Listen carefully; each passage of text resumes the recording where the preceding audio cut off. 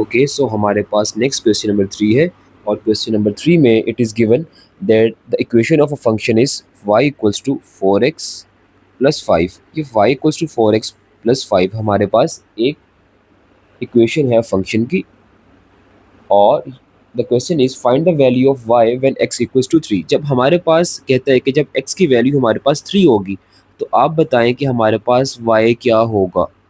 जब ये वाले इस x की वैल्यू हमारे पास जब 3 होगी, ठीक है, जब यहाँ पर हम x की वैल्यू को 3 रिप्लेस करेंगे या 3 की वैल्यू को यहाँ इस x में प्लग इन करेंगे या इसको सब्स्टिट्यूट करेंगे या इसको यहाँ पर पुट करेंगे या इसको x को इस 3 से रिप्लेस करेंगे, प्लग इन करेंगे यहाँ पर, तो इस इक्वेशन का जो आंसर आएगा वो हम बताएंगे कि यहाँ पर y की क्या वैल्यू आएगी। ठीक है, तो इसको सॉल्व करने के लिए बहुत सिंपल है, आपने जस्ट इस x की वैल्यू को इस वाली इक्वेशन में प्लग इन करना है।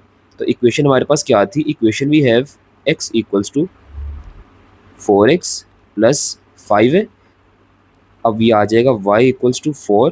अब x की जो वैल्यू है वो हमारे पास 3 है ना, तो यहाँ पर एक ब्रैकेट लगाएंगे और इस ब्रैकेट में जो x की वैल्यू हमारे पास 3 थी, हम यहाँ पर 3 लिखेंगे और हमारे पास प्लस 5 इसी तरह से आ जाएगा।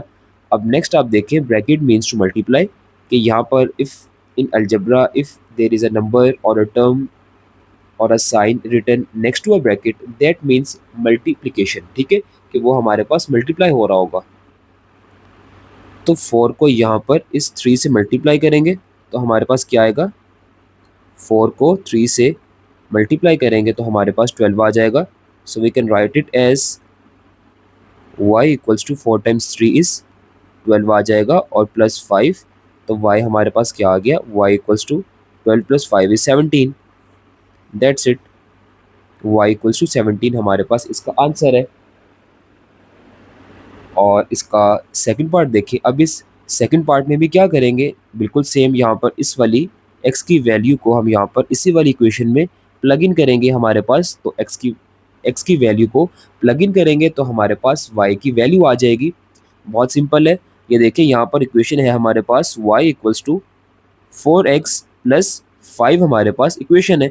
अब यहाँ पर ये y इसी तरह से आएगा बिकॉज y की वैल्यू तो हमने यहाँ पर फाइंड करनी है, इक्वल्स टू 4 भी इसी तरह से आएगा। जस्ट जो x की वैल्यू थी हमारे पास, हम यहाँ पर x की वैल्यू लिखेंगे और बाकी सारी इक्वेशन इसी तरह से आएगी। अब x की वैल्यू हमारे पास क्या थी, -2 था, तो यहाँ पर जस्ट x की जगह पर ब्रैकेट लगाकर -2 लिखेंगे।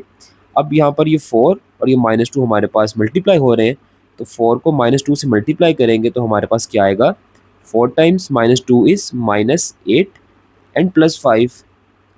अब -8 प्लस 5 का आंसर क्या आएगा, अगर डिफरेंट साइंस हो तो क्या करेंगे, सब्ट्रैक्ट करेंगे।